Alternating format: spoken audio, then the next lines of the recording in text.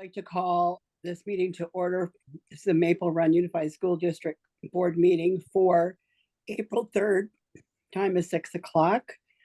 Want to welcome our new board member, Nakuma, and request that we go around the room and just introduce ourselves so that she knows who is in the room. I'm going to start. My name is Nilda Ganella French, and I'm the chair of the board, and I represent St. Albans City. Leah, go next. You next. Oh, sorry. Oh, I can't see everybody. You want Jack to go next? She's the most right-hand person I can see. My name is Leah Fitzgerald. I'm a senior, and I'm a student representative at BFN. My name is Cooper O'Connell. I'm a junior, and I am also a student rep from BFN. My name is Jacoby Soder. I'm a 10th grader. I'm also a student rep from BFN. I'm the Cheski. St. Albans Town. I'm Mary Ann Doobie from Fairfield. I'm Suzanne Kenyon. I represent St. Albans City. Charlie Brooks from St. Albans City. John Muldoon, I'm the assistant superintendent. Jessica Frost, St. Albans Town. Joanna DeRose, Fairfield. Amanda Juro, St. Albans Town. I'm Carly Dunderson from the city. I'm Martha Gagne, the business manager. And Brianne King, assistant business manager. Aaron Smith, I am the board secretary. Michael Katana, tech. Thank you. I think I missed Jack. Yeah, Nakoma knows me. I'm Jack McCarthy. Welcome. Okay, and did I miss people to the right of Leah that I couldn't see in my screen? All good. Okay, thank you. Next item on the agenda is the agenda review. I do have a excuse me. I do have a revision to make to this agenda. I'd like to add an item 4A under 4, and the topic is student issues in the community. And that's the only change I'd like to make. Can I have a motion to approve the amended agenda? I'll make a motion. Yeah, is there a second? Second. Thank you. Because we have some people remote and some people in person, I have to do a roll. So this is the motion to approve the agenda. Nakuma? Yes or no? Yes. And then I have Joanna, Yes. Mary Ann, Yes. Jessica, Yes. Amanda, Yeah. Jack, Yes. Charlie, Yes. Carly, Carly. Yes. Carly and Charlie. and Suzanne. Yes. Nilda votes yes. Next item, please, is the Pledge of Allegiance. Please stand and join me for a Pledge of Allegiance to the flag. I pledge allegiance to the flag of the United States of America and to the republic for which it stands, one nation, under God, indivisible, with liberty and justice for all. Thank you all. Next item on the agenda is the visitors section. Do we have visitors in the room that wish to address the board?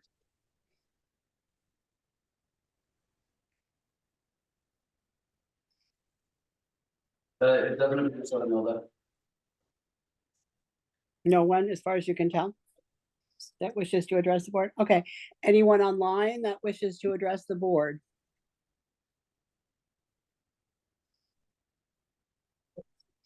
No.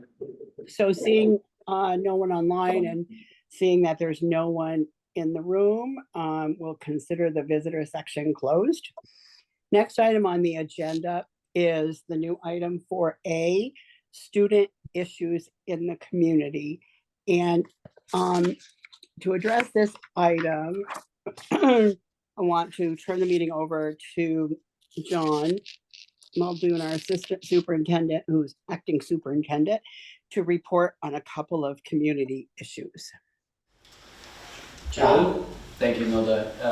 The first thing I'd like to do is ask for a little grace from the group, just because I'm not normally sitting in this position in these meetings, and certainly not when we have some hot button community issues that have been going on. That said, there have been over the past couple weeks a few issues with students and or former staff that have happened out in the community that are not directly involving the schools, but because the students represent us when they're out in the community, and some people's former affiliation as employees of the district, there's been a great deal of kind of community conversation about this that has come to some board members and different members inside the school community. I did communicate with board members to give them a heads up about one of these issues, and actually over the past couple of days, as Becky Greeno, who's our HR director, and I have learned a little bit more about each of these individuals, I sought out the advice of the board's attorney, Lindland and Blackman, on both of these issues. And so you can see in the packet that you have, there's actually some written advice related to both of these that Pietro Lynn and Adrian Shea provided to the board. Generally speaking, if I were to summarize these, we don't actually have a lot of control over any of these instances, or much that we can do to respond to it, other than focus on supporting people who need support that are inside of our school community.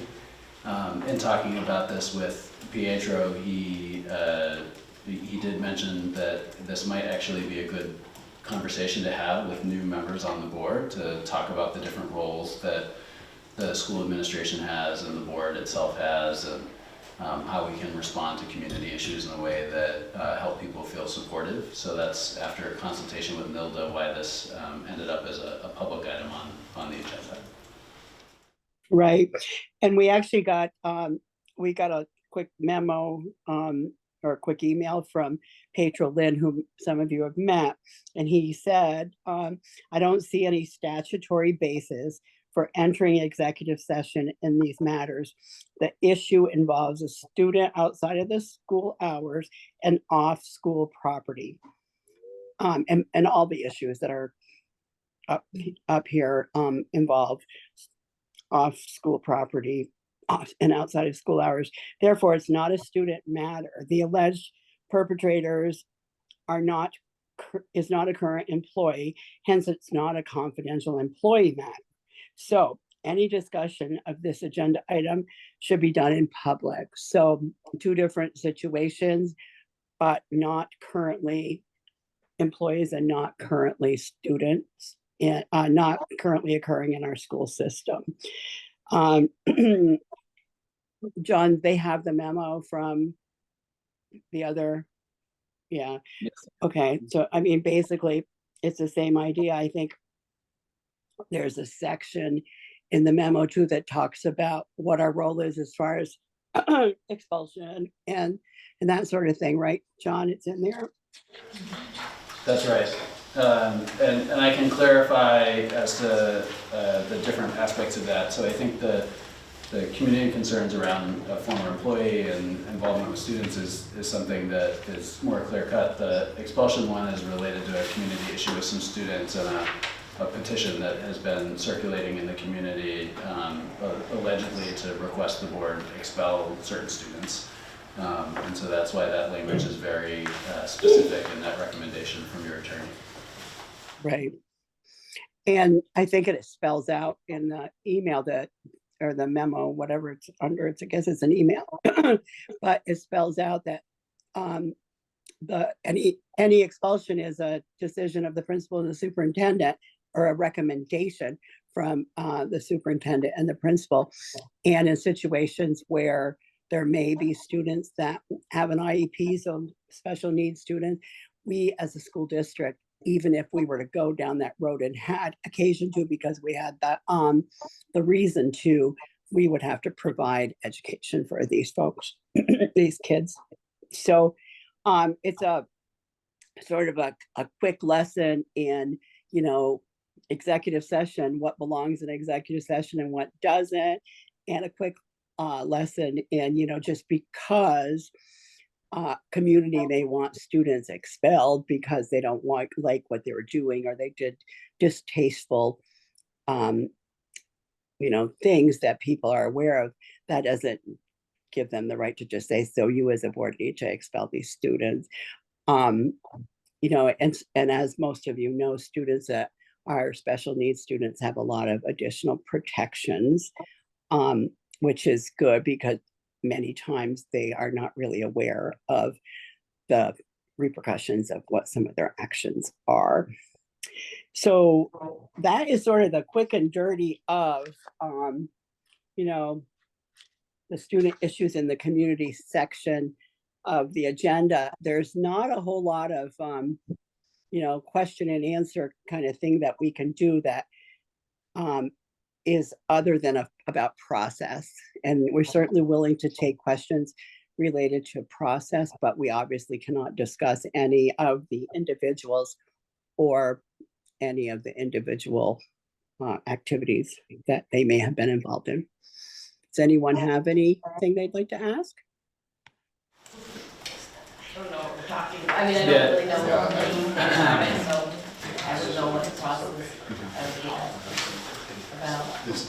So I think it does feel a little awkward to talk about this in a generic sense, knowing that there are specifics that we can't discuss.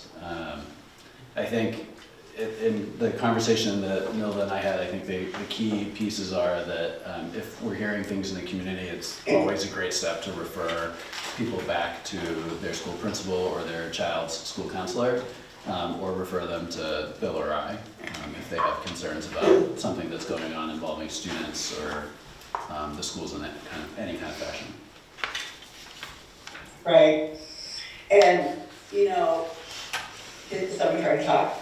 Leah would like to say something when you're finished. Yeah, my general question would be, and if I'm correct on what I'm thinking is going on, is there anything that the board can do or even the school can do to kind of like maybe release a letter or like not essentially like condemning something, but just making it known and kind of like, I feel like the lack of communication also breeds like more rumors and more like stuff like that. And I know a couple years ago when we had an incident, it took a month until I think the school released kind of like the vague sense, but all in an explanation and kind of how to kind of correct that. And I feel like there's a lack of that. There wasn't any, like you're saying, offer treatment, offer counseling, but this is only to the people that watch the board meetings that might know that, or specific students. I think it should be opened up.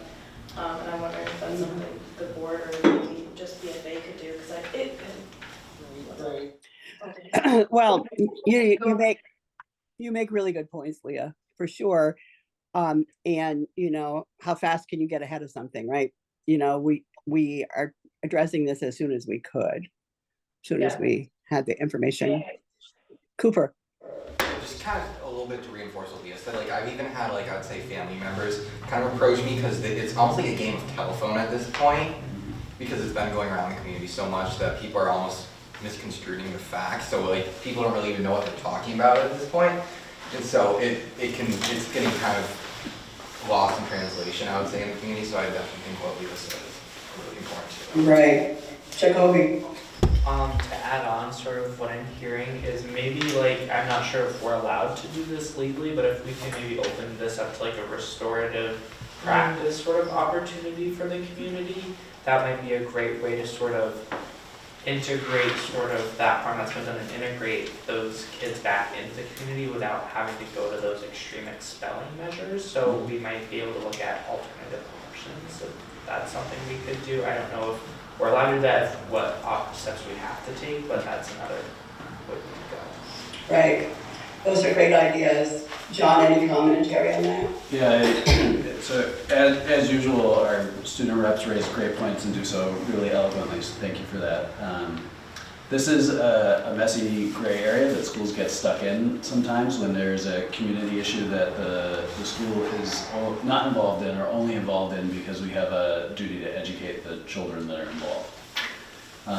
So in both of the situations that are being referenced currently, really none of the school doesn't have a right to communicate the information, and actually we have a duty to protect the identity and circumstances of the minors involved. So it is difficult because students do hear about it and talk about it, and as do staff members. So I can tell you a little bit about what we've done in the 2 schools that are primarily impacted by this, if that works, Nilda. Yeah, that'd be great. So both St. Albans Town and Education Center and BFA are the 2 schools most impacted by this, and we've met with the faculty at both schools. We've had crisis response teams working in both schools, both on behalf of our students and our staff. The needs in both buildings are different, and so the staffing of those response teams is different, and the way that they're working with the school staff to identify people who need support and respond to that is also different, both because of the developmental nature of or differences between children in an elementary or middle school setting and at the high school, but also their exposure to events like this are different, and the same for the staff. I will also say, Nilda and I did prepare a statement that, I'm not sure when you want to share that, Nilda, but it does address some of those pieces. Go ahead. I want to say that I completely understand and respect honoring people's confidentiality, both legally and, just as people. And I would like to be able to figure out a way at some point where, because we are an educational system, that we can still, maybe not when it is, in the heat of the legality issues, but where we can address things more globally as an educationally, right? Whether that be in a preventative manner, but it is important for us to figure out a way, and I do believe that there is a way at some point to be able to talk about the elephant in the room, because we inadvertently traumatize people by not talking about some of these things, and we create more issues by not talking about these things. And I think that we can figure out a way to do so without dishonoring, people's confidentiality, without talking about the specifics of a situation. And I just would really encourage us to work towards that at some point when we have hot issues like this. Right. Good point. Yep. When you come up with that idea, Joanna, let us know. Sure. So, we're all in the same, we all have the same feelings, right? We as parents want our kids to be safe. We want to be as well informed as we can. We want to make sure that whoever's doing something that they shouldn't be doing, it's addressed, and that the matter is being handled. And I use that term loosely, right? It's being handled, and that the kids that are affected, either as the persons that did it or the persons that are, affected by it, are also not traumatized, right? Because that's kind of the big issue. And,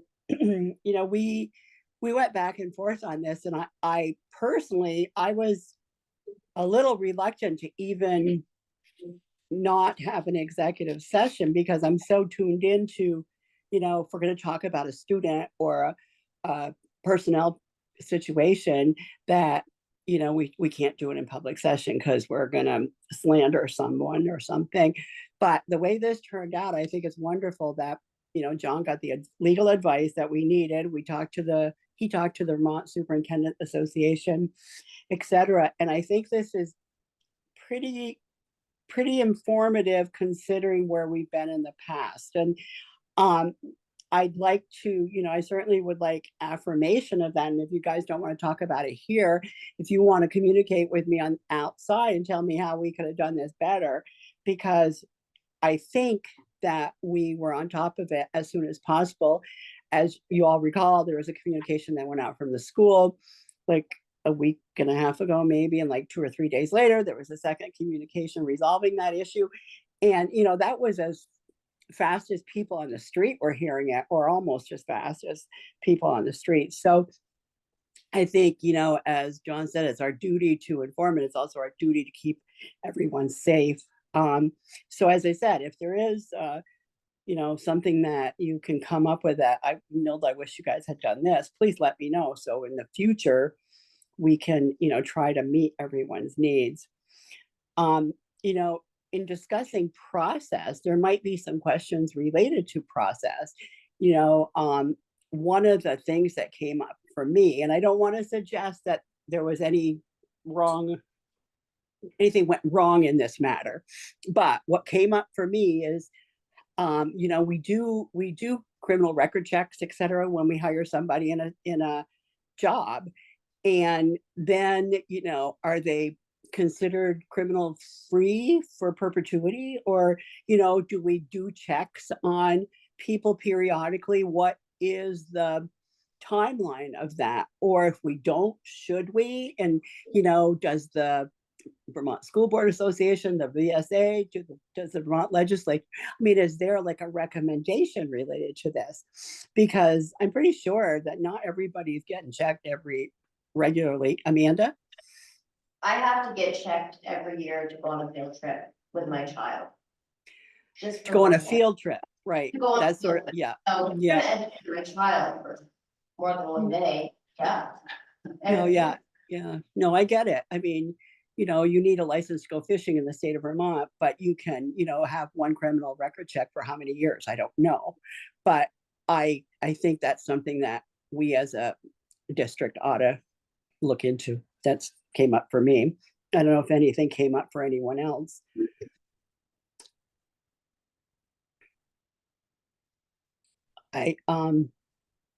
The other thing I also think is good, and I think this happened in this situation, and it's happened in other situations that we've dealt with, that we get the legal advice early. Because what we don't want to do is screw up, right? Because then we don't want all the legal implications of doing something wrong to face us later.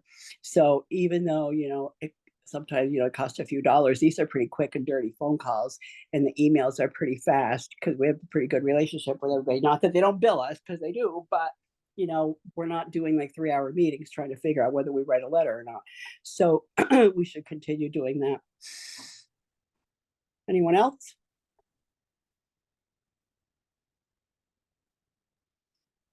Okay, thank you very much for dealing with that with us. Thank you for everyone that made comments, and I'm hoping Aaron took good notes so we can take all those under advisement. Next item is the consent agenda. So we have 3 items on the consent agenda: the minutes, the media packet, and a document with staff changes. If there is no revisions or anything that we need to pull out to discuss, I'd like to consider the consent agenda accepted without objection. Thank you. Next item on the agenda is the reports to the board.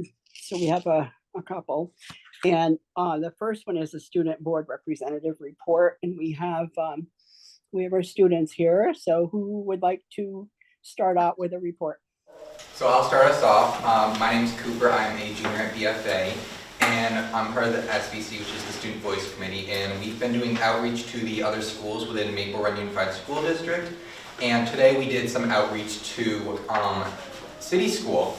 And we worked with their climate change committee, and we did some leadership activities. One of them was a little bit, it's called an iceberg activity. So you draw an iceberg and it shows a chunk above the water, then some below, and it kind of talks about qualities that you may be able to see on somebody, but it also talks about something that you're not able to see. So visual characteristics versus something that somebody may not know about you. And then we also received some feedback on what's going well at their school and what's not, and just different pieces of information that we can improve on, and also that we're doing well. I'm Jacoby Soder. I'm also part of the SVC, and so like 3 weeks ago we went to SATEC. We did sort of a similar format, and so I just have some of the student data that we received from SATEC, and so what's going well, the library win time, their sports and how they make kids feel supported.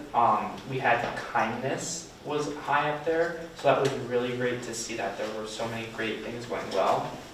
And then a common theme that we've seen at Fairfield, what we saw today at City School, and then what we saw a few weeks ago at SATEC was the food needs to be better, and that's like that's really hard to do when you have to meet a lot of requirements. And then clean the shoes in the gym. We're not sure what that means. I think go in with clean shoes. 7th and 8th graders, I think they want some more freedom. They want a playground with more options. They should have like boosters for their own grade, like how BFA has boosters, if they had boosters there. Yeah. Alright, one that's a bit more feasible, I would say, is that at SATEC, one of the pieces of feedback we got a lot from the upperclassmen there were that there's not many books in the library that are their grade level. So there's a lot of like picture books, so kind of like pre-6th grade books, but not really that kind of middle school age books. So that kind of limits their access when it comes to choosing a book from the library. Yeah, and then another thing that was common across all the 3 schools was more world languages. A bit more open with the rules, less rules, including around like sort of making things more equitable, and then trying to integrate outside learning. And then today at City School, we also tried to plant a seed for a potential district-wide cleanup day that we're still trying to work on, but we started to plant that seed with the Climate Change Committee. And then lastly, to end it all up, looking already to next school year in August at convocation, we were asked by Superintendent Kimball to, like, what is one thing you would say to all the staff members? And he's like, why don't we get the middle schools in on this? So we have a couple rough ideas, but I think what we want to do is assign each student leadership group one board goal and give them each 4 to 5 minutes to give like a little student report to the staff on that. And so I think that would be a great way to involve as many students as possible and get sort of that raw student data to all 500 staff members.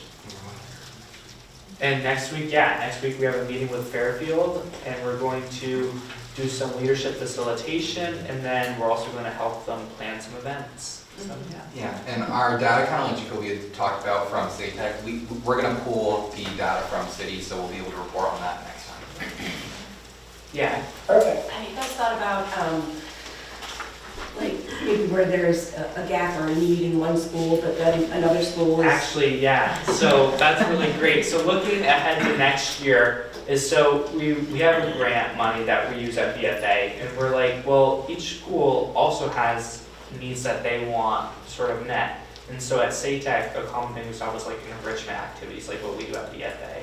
And so we would help fund and put on enrichment activities at SATEC. At City School, help fund, plan, put on, climate awareness events, not only at City School, but across the district. And then at Fairfield, working to help fund and plan events and leadership facilitation sort of times, because working with each team, they're all so different, and yet they all want to accomplish sort of a similar goal. And so by they all have different ways of getting there, and so by not doing like a one size fits all, but sort of going like this group needs this group needs that, and that's really where our work kind of comes in and builds that community with each group. But then also the goal is to get all 4 groups together so we can all bounce ideas off each other. Cool. I was also just thinking, like, if you could highlight, some of the things that are going really well at each of those schools. Yeah. And so you can, maybe another school might take on an idea, especially of the middle schools. Yeah. They can learn from each other about, some things that they could replicate at their schools. Yeah, certainly. So actually, that's kind of funny that you mentioned that, because one of the conversations we had with one of the advisors of the Climate Change Committee at City was that they kind of wanted to do almost like an exchange in students. Cool. So that like some high schoolers would kind of go in, be able to talk to some middle schoolers, because one common trait we've seen across all schools is that the upperclassmen in like elementary and middle schools, they're really nervous for high school. And so we kind of go in kind of preaching our leadership stuff, but we're seeing this trend of really anxious like 7th and 8th graders when it comes time to high school. So towards the end of our meetings, we kind of switch into that. And so that's one of the things that we're going to try to arrange, kind of having kids come in more often and really kind of adapt to that new environment. That's great, because I did hear that, you know, because Fairfield doesn't have school choice anymore, Yeah. that they've, you know, put a kind of a kibosh on shadowing, right? Yeah.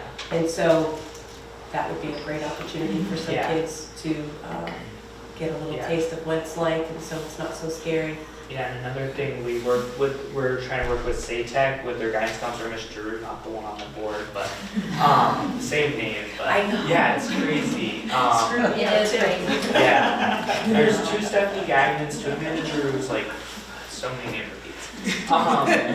But working with them and trying to do sort of like where we can get a bunch of 8th graders together and do small, like do shorter time periods with them, but do quality information versus one big meeting where it's a lot of information, it's a long time, you're not going to retain that.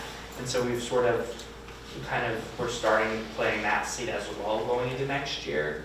And then also to address the question you said earlier, we've actually been asked, to SATEC's one meeting ahead of everyone, we've sort of been able to tell them like, this is what Fairfield does, this is what city does, and they're like, oh wow, we might take some of that. So I think that too is also just helping build sort of those groups up and make them more sustainable. Yeah, because definitely one thing we've also noticed with, one thing we've noticed with each group is that they have their own leadership style almost, and different projects they work on. Like Fairfield does a lot of like what you'd picture student council to do. They do dances, they do fundraisers for different events, whereas SATEC really focuses on like equity and equality and kindness as they put in their data.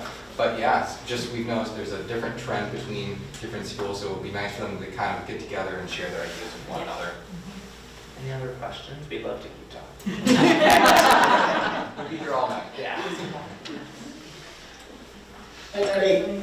Kudos to you two, because I think 2 years ago when we first did this, a lot of the discussion was how can we make sure it's the entire district, and you boys stepped into that. So. Great. Thank you. Anyone else have questions for our student team? Well, thank you so much. That was a great report. And everybody participated, which is wonderful. Next item on the agenda is the curriculum update. So we have the instructional coaches here that are going to provide a curriculum update. There was an attachment that was uploaded to the packet a little later today, so I don't know how many people had a chance to review it because it's kind of long, but I'm sure that they're going to take us through it and help us understand. So John, I don't know if you're introducing or are they just coming up on their own or how's it working?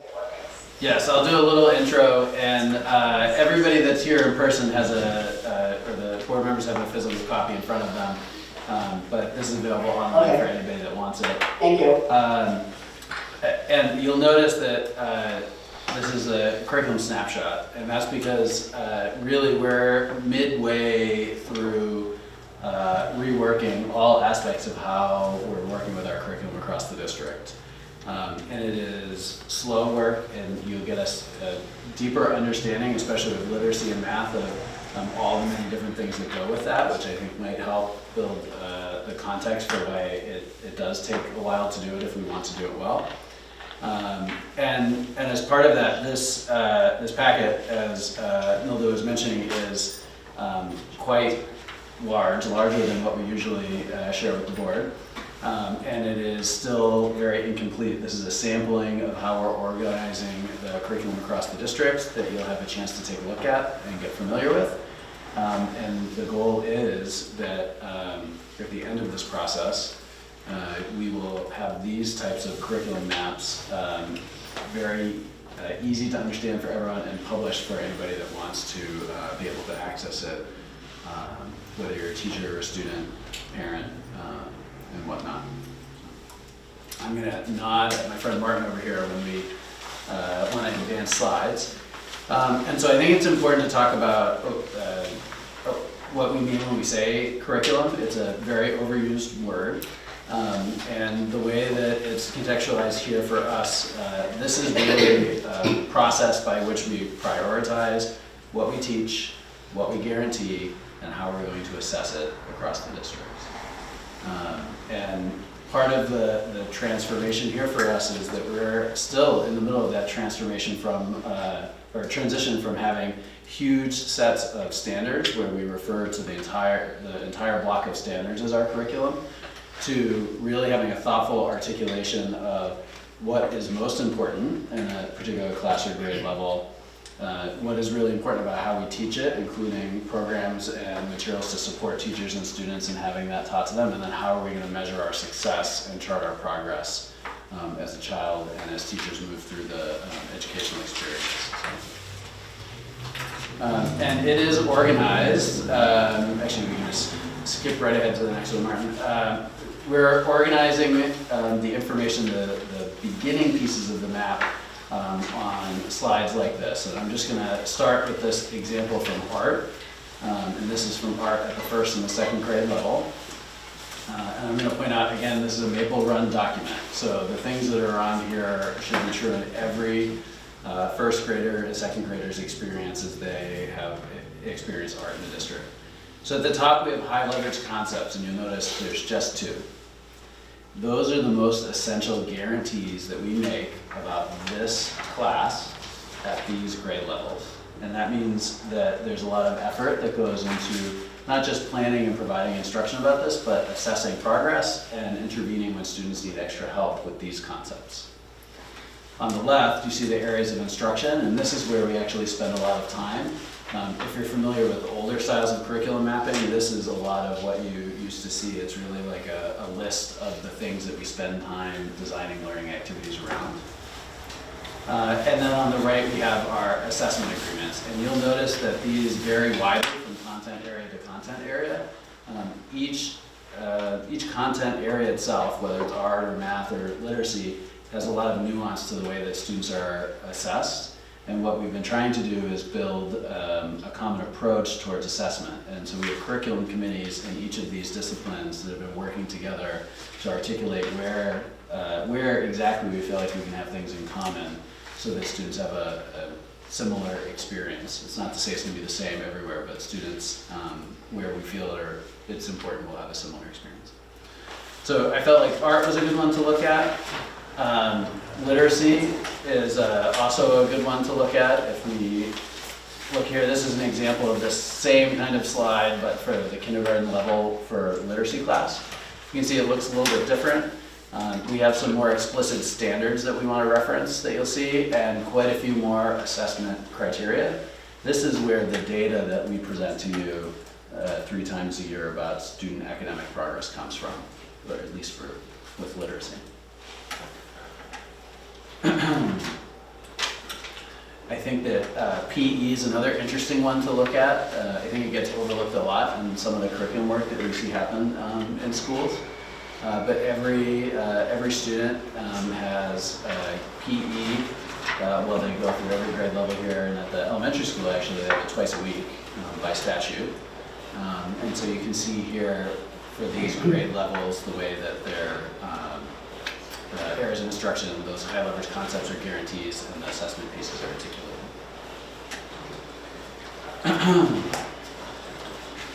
And I just want to go to social studies for a minute. And I'm sorry, I know I'm skipping through some of these. These are really just here for reference for people, so you get a feel for the different content areas. Social studies is really a fascinating one, and you'll notice, and I say it's fascinating because the C3 standards really don't have content attached to them. So that really leaves social studies teachers kind of out there in the wind trying to figure out how to navigate this. And they've done a really great job of articulating the areas of instruction at different levels. But they were the group that started moving the first around these assessment agreements with performance tests. And in particular, there's been a lot of traction in some different schools, but especially with science and social studies teachers around project-based learning and being really thoughtful about how we create some units and some assessments that pull together lots of different content areas and skills. And so you'll see that language, assessment of high leverage concepts via performance tests, showing up on multiple different slides. I just want to credit where credit's due, point out that the social studies teachers were really the ones that started to lead that charge.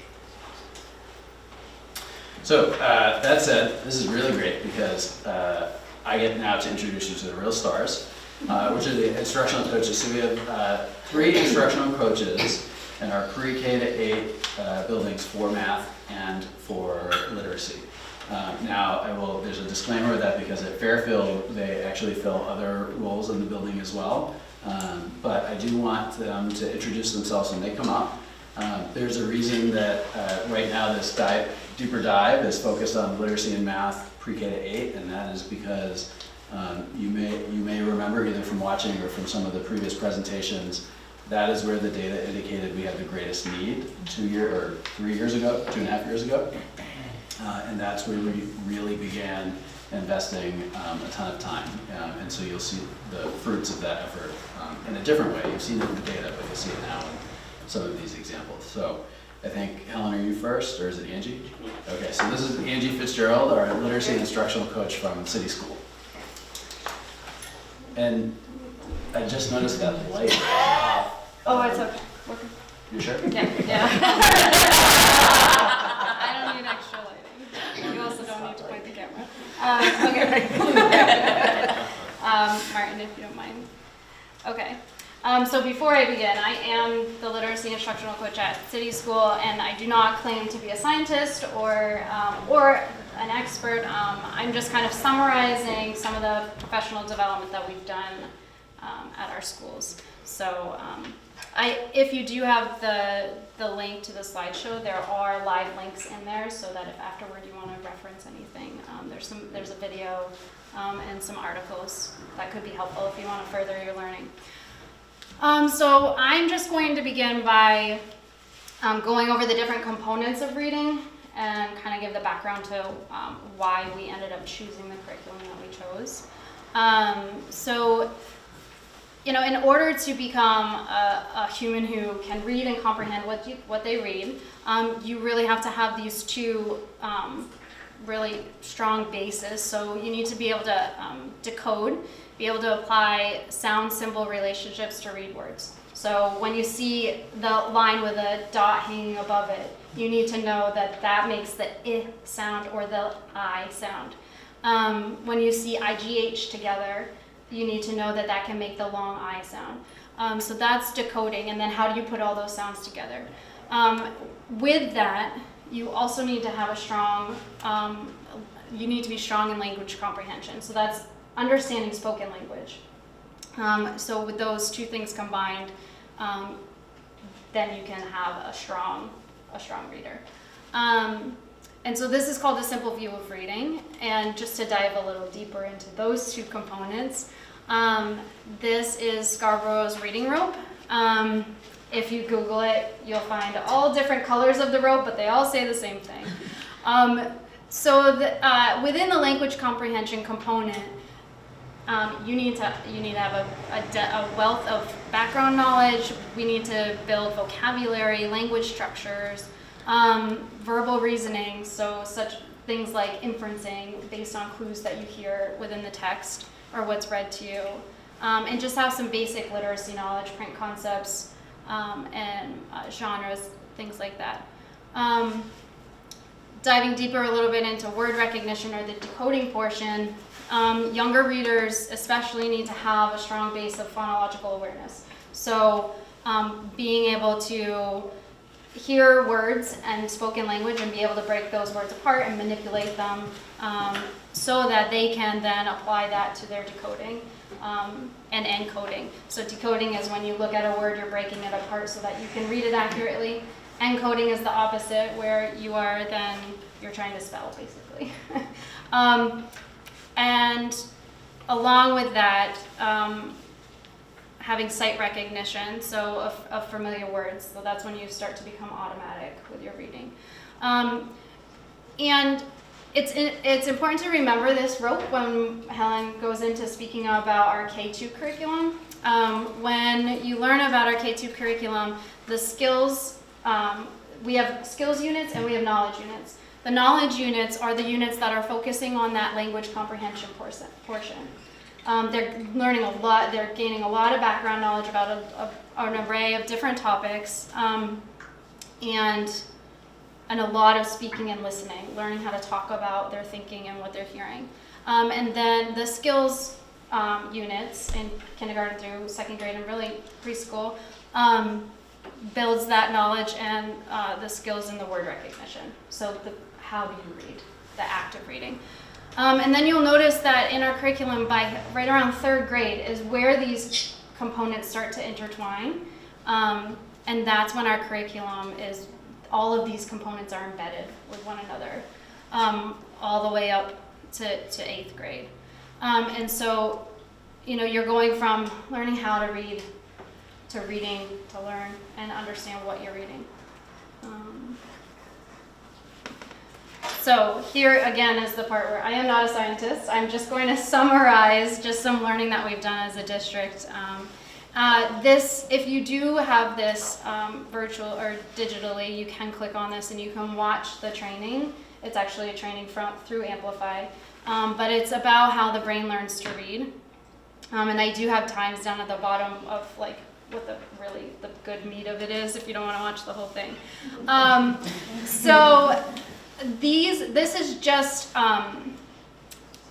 it's not new learning, but it's just a lot of learning that's coming back to us, and really there's a lot of focus. So if you hear the science of reading, this is what people are talking about. How does the brain learn how to read? So we are not born to be able to look at a word and recognize it and read it.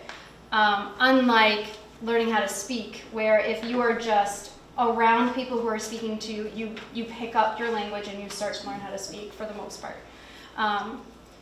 That does not work with reading. You can't just be exposed to reading and then learn how to read. There's a lot more that goes into it. And actually these images show, and this video will teach you that you know, we are born with parts of our brain that identify objects, identify spaces or faces, but that green section is, they call it the letterbox. We have to develop that as human beings. We have to be taught, and then our brain actually develops that letterbox portion. And that letterbox allows skilled readers to recognize words without very much effort. So on the right-hand side, you'll see some MRIs of some children. A 6-year-old non-reader, you'll notice that it has the yellow portion, that recognizing objects, but they are not a reader yet, so you cannot see that green word box, or the letter box. And a 6-year-old reader, you can clearly see that they have developed that letterbox. It's pretty fascinating. And the same thing with the two different 9-year-olds, one who, a 9-year-old who is dyslexic, does not have that letterbox there. We know that students who are dyslexic have a difficult time recognizing, being automatic with their reading, and it takes a lot more effort and a lot more skill building to become a fluent reader. And then the 9-year-old that is a reader, you can see that letterbox is formed. So just big picture is that skilled readers are made, they're not born. And so I highly recommend watching this video. Go ahead. So with all of that learning, that just brings us to why we started to make the change. John mentioned that we, you know, after COVID and really looking deeply at our data, you know, our students were not proficient in reading. And really, I would say before COVID, it wasn't COVID that was the issue. It exacerbated the issue, but we still were not making progress with what we were doing before. So we needed a systematic way to teach reading from kindergarten to 8th grade to address all pieces of reading. And we could have made a homegrown curriculum, and I think we maybe even started to attempt that, but then realized that it would have taken forever. And we needed to act quickly, and we needed to do something right away, because it takes years, as we said in the previous slide, it takes years for a child to learn how to read. I'm just gonna skip down to the bottom, the middle two.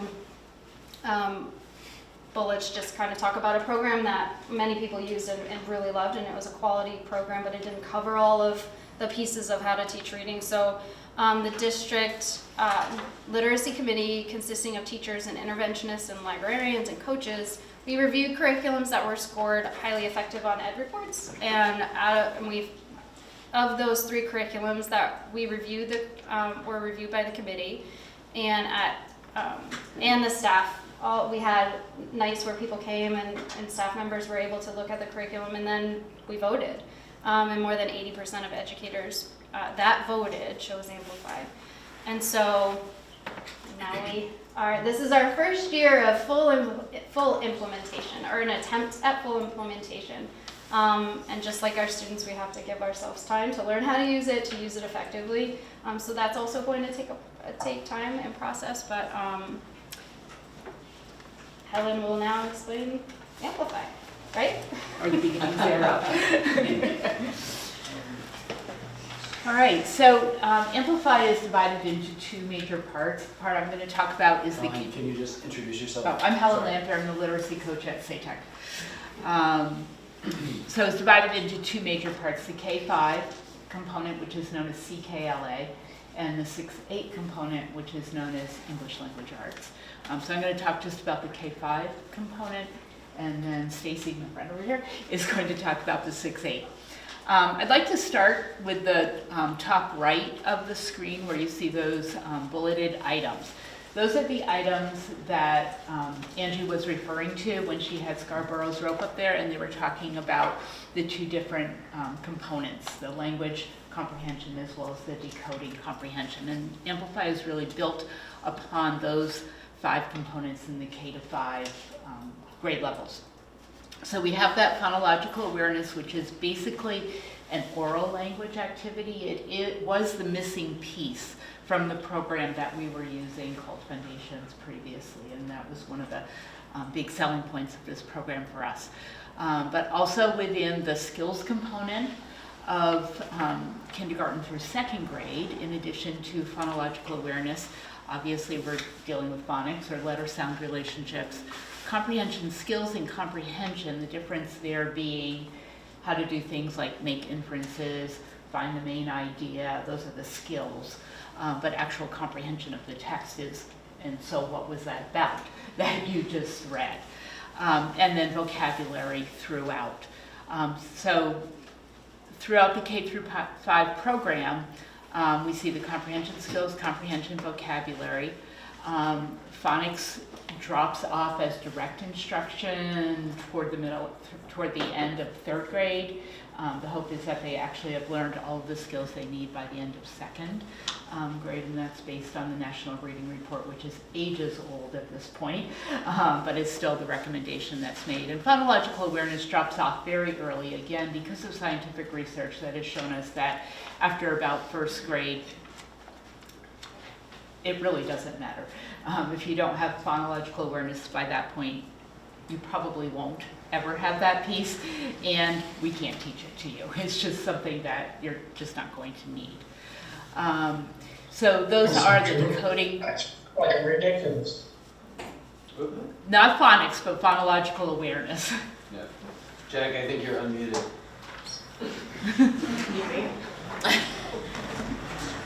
Okay.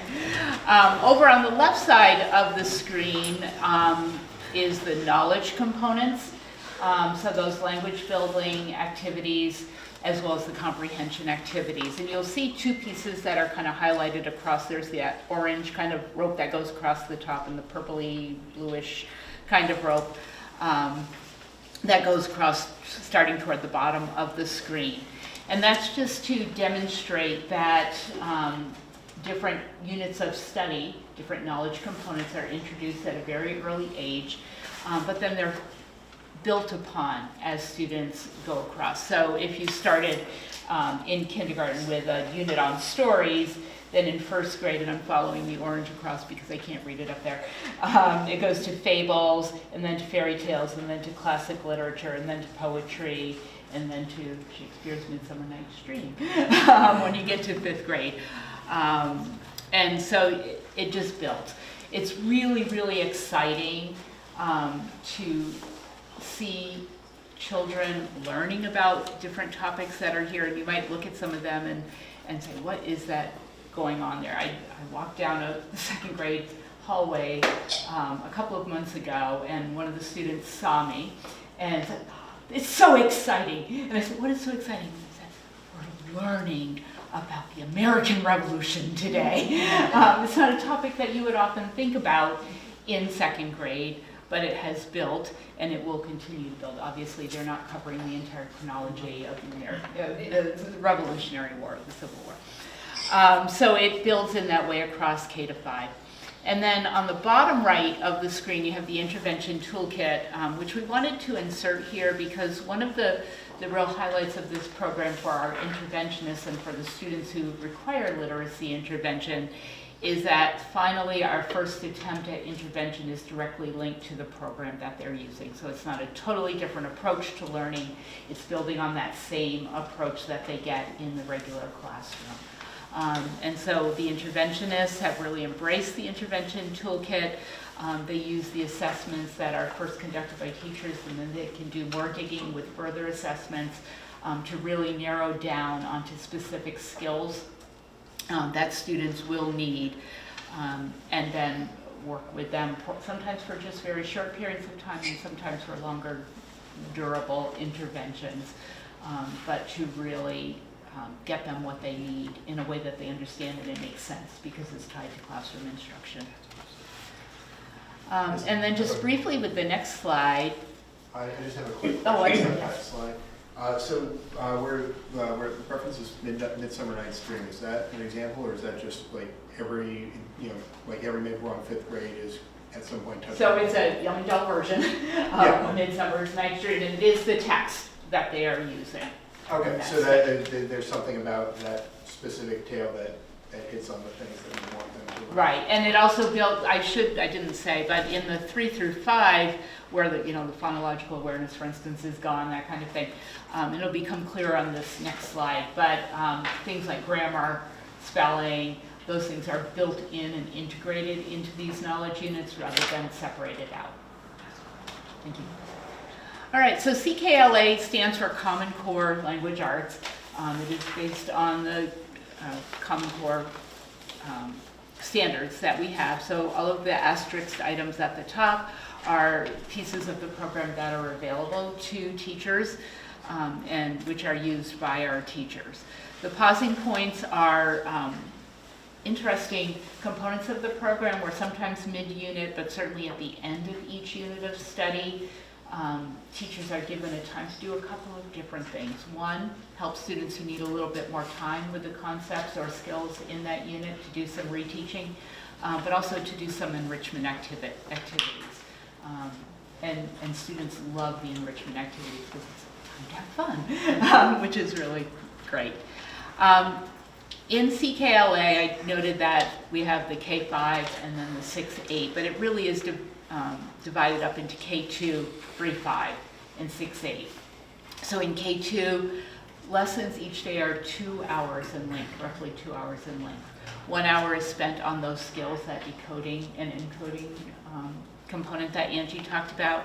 And then in the knowledge component, which is another hour of the day, and not usually back to back, I want to add, they're really learning about those different topics. They're learning about comprehension. In K2, it is presented through a read aloud to the students about the topic. So they're not reading about the American Revolution, they're having it read to them, but spending lots of time talking about what they've learned and exploring through discussing in small groups with a partner and within the whole class as well. And then in 3 to 5, we have this shift where things become integrated because the assumption is that if they've had amplified from either preschool or kindergarten through the end of 2nd grade, that they will have learned those skills, and it's now time to just get them embedded into their own independent reading. So the focus switches a little bit to reading comprehension, but we still have all of those skills that are listed there, including morphology, vocabulary, speaking, listening, grammar I mentioned.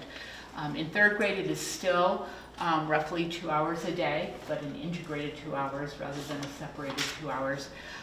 In grades 4 and 5, it's about 90 minutes a day, again, integrated not separated. Now Stacy would like to tell you about the 6-8. Hi everybody, my name is Stacy Tully. I am the literacy specialist up at Fairfield Center School.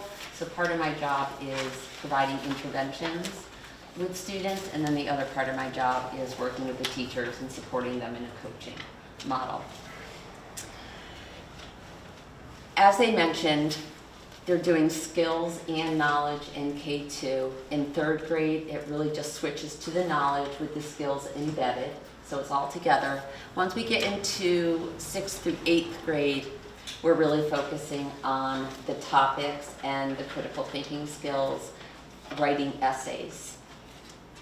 So the really neat thing though is once they get into 6th, 7th, and 8th grade, if you look to the right of the screen, you can see that there are different levels of differentiation. And that means that the teacher can adapt the student's program online to fit what they need. So providing some modifications, but not taking away from the big ideas. And the reason for this is because maybe a child is struggling with some skills in K through 2. So they're getting those skills in the classroom. They're probably also being pulled for intervention to work specifically on those skills. In 3rd grade, maybe some kids are still struggling. They're going to be pulled into interventions. We're going to work on those skills. By the time they get up into middle school, if they're still struggling with some skills, the gap has gotten pretty large, and they need this differentiation for them to access that learning. They're still being taught on grade level. They're still getting that first instruction from their teacher, but the program has built-in modifications. For CKLA, we're working on providing some more scaffolding for the kiddos who struggle a little bit. Go to the next slide. So for 6 through 8, they're working on reading comprehension, writing, vocabulary, speaking, and listening skills. Their classes go down to 60 minutes a day. So we start at 120 minutes, we then go down to 90, and 6 through 8, they go to 60. What I wanted to do for you, rather than talk about all the different units, what I did is I took some of the units from each grade level, and I'm going to share with you the writing prompts that they are working with. So for example, in grade 6, there's a unit called Mysteries and Investigations. And they're looking into what scientists do, what health workers do, what detectives do. And the prompt is, scientists and detectives problem solve. What stands out to you as one important characteristic to have as a problem solver or investigator? Provide 2 examples of individuals who demonstrate this characteristic. So they have to pull that information from the text and support their claim of what is that important characteristic. For 7th grade, and then narrative writing drops off. In 6, 7, and 8, you're really focusing on argumentative writing, which is the opinion, persuasive writing, and the informative piece. In 7th grade, there's a unit on brain science, and the informative writing prompt is, compare and contrast Phineas's behavior and brain to those of an adolescent. And for the gold rush unit, it's an argument piece. What was the gold rush good for California? So they really have to dig deep into these topics and explain themselves and provide evidence to support those claims. In 8th grade, there is a unit on the life of Frederick Douglass. It's actually what he wrote. And the prompt is, how does Douglass try to change what his readers believe about what it means to be dedicated to the American idea that all men are created equal? And then for the space race, it's an argument piece. And their prompt is, was animal testing necessary during the space race? So they're really they're digging deep. It's rigorous text. All of Amplify is rigorous text. And it's something that the kids have not really had. It is another reason that we went with the program. It is rigorous text. And from being in all the different classrooms, I am seeing great things. The teachers have these high expectations and the kids are rising up to the expectations. Literacy committee meets throughout the year and we survey teachers, we get their feedback, we work on it as a team. And the next one. So, common assessments on the left-hand side. M-Class is an assessment which is based on DIBELS. And DIBELS is out of the University of Oregon, okay, and it stands for the Dynamic Indicators of Basic Early Literacy Skills. So 3 times a year, all students, K-5 are given M-Class, 6 through 8 are given IXL. There's also M-Class for 6th grade though, and some teachers have started it. In Fairfield, I've asked all the teachers to do it. So we actually in Fairfield, we're giving the M-Class and the IXL to compare the data. They give the end of the unit Amplify assessments, and then throughout the unit, there's those check-ins, the formative assessments that really drive your instruction. Do I slow down a little bit? Do I move up? And then on the right-hand side, we then build intervention groups based on this data. We're all different in our K through 8 schools, how we run it. In Fairfield, we're just ending our 3rd round of intervention, and we'll spend 2 weeks progress monitoring, discussing the results with the teachers, and making new groups for the 4th and final round.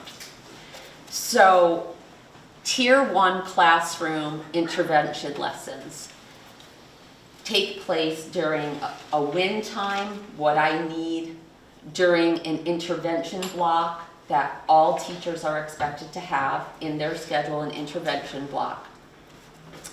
And then Tier 2 and Tier 3, the interventionist and the special educators provide intervention for those students.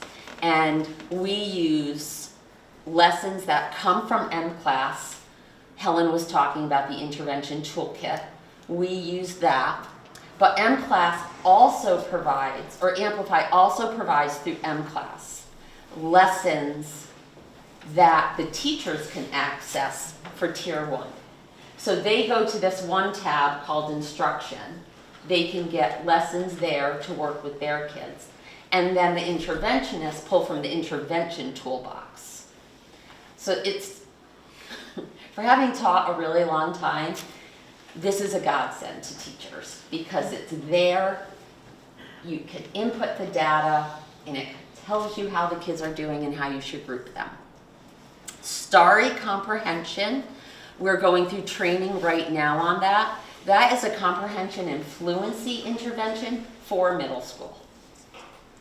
So even though once you get to middle school, if you're still having trouble decoding, you're going to be working on fluency, a little bit of decoding at that point. And then Wilson is decoding and encoding. And Wilson is the same company of Foundations that focuses really on the phonics. It didn't cover the phonemic awareness. And Wilson is used for those students who are having trouble with the decoding and the chunking out of those words. Oh, can you go back one? I'm sorry. So the flow chart down here describes our MTSS process. Because what we do is we give our assessments. Every school has an MTSS team, multi-tiered systems of supports.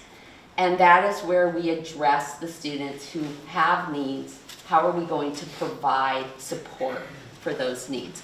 Luke is going to focus on that diagram a little closer when it is his turn. Joanna. So So Stacy, is the Wilson decoding and encoding, is that the same program that teachers have been trained in to help students with dyslexia?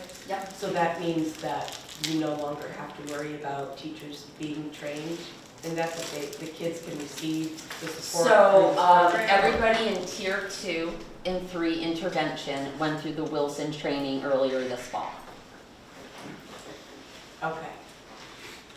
So it's not a program on here that students are interacting with? No, it's only if is- it meets their needs. So Okay. if it shows us that, for example, a 3rd grader who is not getting the skills aspect of the program because it's kind of been merged into one in 3rd, 4th, and 5th grade, we can look at that data, look at the classroom data, what fits the needs best for that student. Okay, I thought you was like on the Amplify, so it's. Nope, still being nope, so it's offered. completely separate. Okay. It's completely separate. Okay. And that's what we do during these meetings. Just for example, Luke and I and Jess Hathaway, who is the literacy interventionist, the 3 of us, you know, we look at our data, we progress monitor, we get together first with Kelsey, our principal, and we group the students and we think, okay, what's gonna work best? Then we go and we meet with each team of teachers and we discuss again, what are the needs of these students?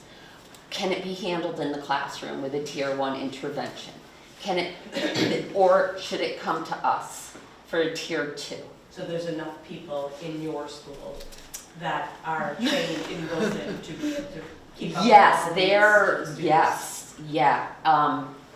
All the special educators, and Jess and I as the interventionists. Yeah. Was that the same in City and State Park as well? Yeah, because we all went to the same training. Great. And it's fabulous. I took Wilson probably going back Yeah. 10, 14 years ago, and it just was never, we didn't have something like we have now we have sacred intervention times, meaning a child is not missing first instruction to go get intervention. There are set times for that. And again, that looks different in all 3 of our schools because we have different staffing and we have different schedules and things like that. And I think although we have a lot of people who are trained, I think that it's new, but it's also, it's a more intensive intervention. And so it can be tricky when you identify a kid in the middle of the year and trying to figure out logistically, how are you going to get that child when you already have all these schedules. It takes longer, and the amount of time that you give that student within the program is a lot longer. And so I think that's the work that we have to do right now, is trying to figure out how do we manipulate our schedules so that they can get this more intensive intervention. Because it is more time consuming and a longer period of time that students would need it, so. Daily, if not 3 to 4 times a week. Wilson is like 90 minutes, I mean, this is why it didn't fly when I first did it. It's 90 minutes a day is what they recommend. Now, we know we can't do that. So how do we use the program with fidelity, but making it fit into an educational setting and not an outside tutoring setting? Wilson was first developed for, I believe, 4th grade to adults who would go to a separate place and get this. So going someplace 90 minutes, that can be done in the evening, but it's tricky in the educational setting where we have intervention blocks that are 30 minutes. But we make it work. I think that was it on mine. What's the next slide? Yes.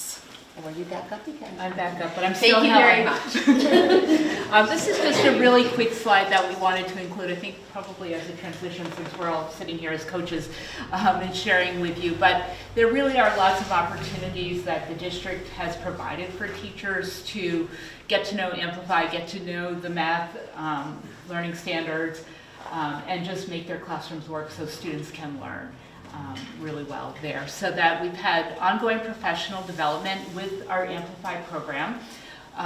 We started with the Amplify trainers, and they've come to a number of our in-service events and work with groups of various sizes focusing on different topics within the program.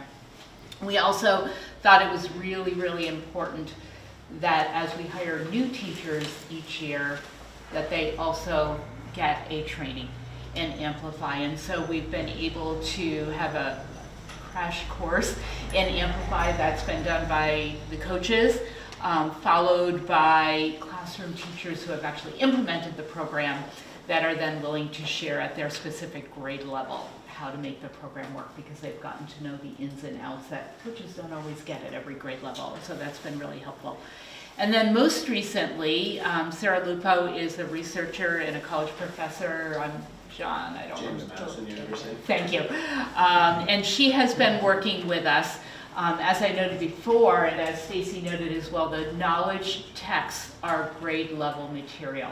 And many of those texts are still pretty inaccessible to many of our students. And so she has been working with our teachers to help us learn how to scaffold that learning so that students can use that grade level text and learn from it. So that's been a really exciting process for us.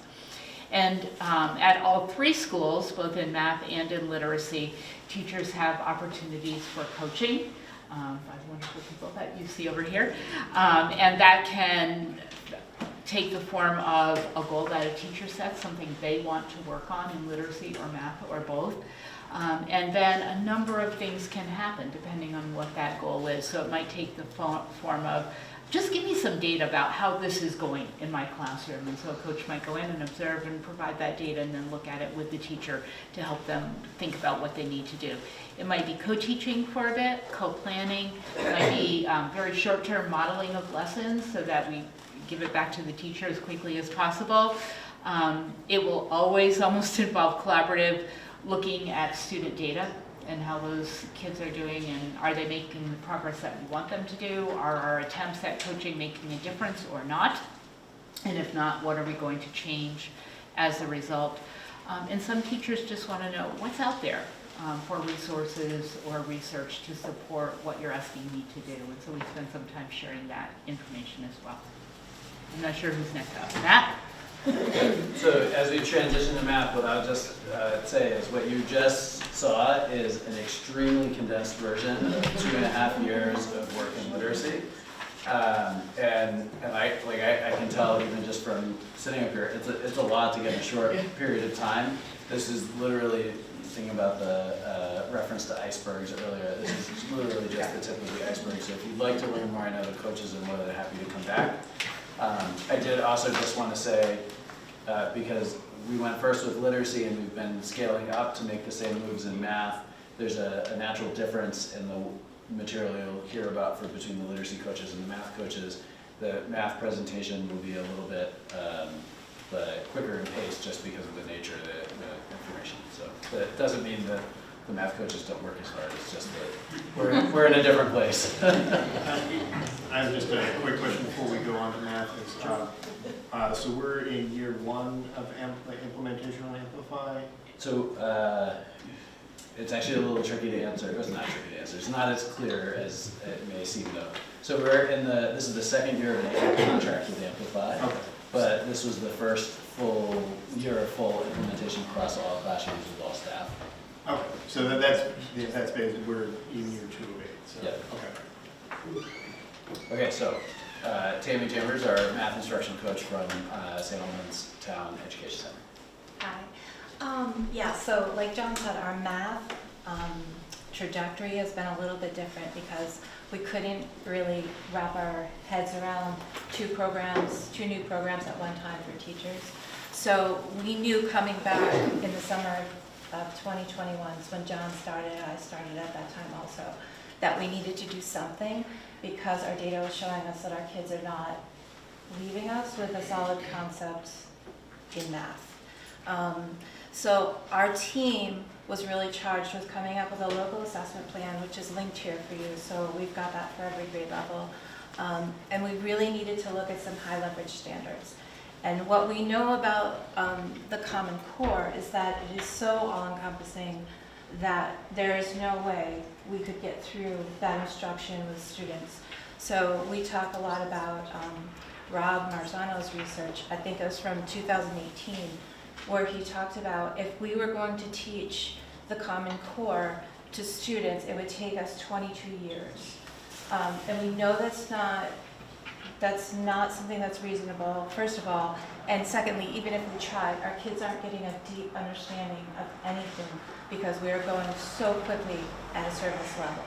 So we really wanted to look at developing high leverage concepts for every grade level. And they are really important because it's what we want kids to have a solid understanding in so that they can be able to be part of their classroom curriculum for the next year. You can go ahead and. So again, when we're talking about developing curriculum or developing standards, we're talking about years worth of work. So John came to that first meeting prepared with some examples for us. I was so impressed, John. Examples for us of ones that were already created. So we looked at a couple of those and we decided to go with the All Learners Network, which is a Vermont company. A lot of us have already worked with All Learners. There's a lot of resources. It's run by John Tapper, who's part of the Vermont Math Initiative. He's got several books that he's published. And we felt like it was a really good fit with our district mission to focus on the concepts that would provide equity for all students to have access to their curriculum. High leverage standards, again, it's just that key conceptual understanding at each grade level. What do they need? We can't teach everything in depth. These are the things that we're going to spend our time on all year. And again, it creates that pathway for all students. Our main goal for them is to be able to get them to algebra. Algebra is kind of the gateway to a higher level of thinking in math. If we can get them to algebra and successful in algebra, they're going to have more choices. So we really want to get them all there. So here's an example of what All Learners provides for us. And all of these resources are free. Lots of people around the country are starting to use them. They're growing really quickly right now because everybody's kind of looking for these core concepts to focus on. So we've got a trajectory. We know where kids are going next. We know the models for intervention and instruction. We're all starting to use this language so that we know where they're coming from and where they're going to next. So as of right now, almost 100 of our teachers have gone through a multi-year cycle of PD with All Learners. Some of them have gone through three solid years. So it's really starting to become real in our schools. Math teachers, special educators, and interventionists have participated, so we're all kind of on the same page. We administer the high leverage assessments 3 times per year. So another reason that we felt like All Learners was the way to go is they've already got assessments that link to each of those standards. So we're giving those 3 times a year, and then we're putting that information into Panorama, which is our data platform. So next for us, next year, we will still have access to All Learners Online, which is a platform that has resources, additional professional development, anything we could need to continue with this work. We're also starting to do some district collaboration around what are we looking for in proficiency with these high leverage concepts. How are we going to score them? What are we looking at when we're looking at proficiency? We want to align these concepts with our program. So Kyle will talk to us a little bit about our programming has been a little bit all over the place in our 3 schools, and that's our next step, is to moving toward a program that will align with the high leverage concepts and align across schools.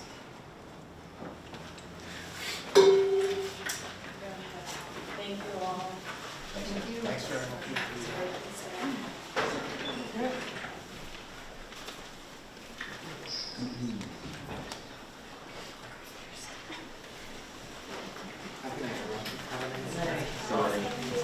Great presentation. You got a pleasure. On that note, we're Uh-oh. so I'm Carl Ashton. I'm the math coach at City School. As Tammy said, our next step right now is, can you go back? Our program implementation. So if you look, here's where we currently are and here's where we've been, kind of all over the map. What this has done is created some horizontal disconnect between the schools, but also vertical disconnect within the schools based on strategies, models, vocabulary. So we've known this is an issue, but while literacy was undergoing their program implementation, we kind of wanted to take a step back and give them the grace to do that. So now it's our time to kind of come together and implement a new program.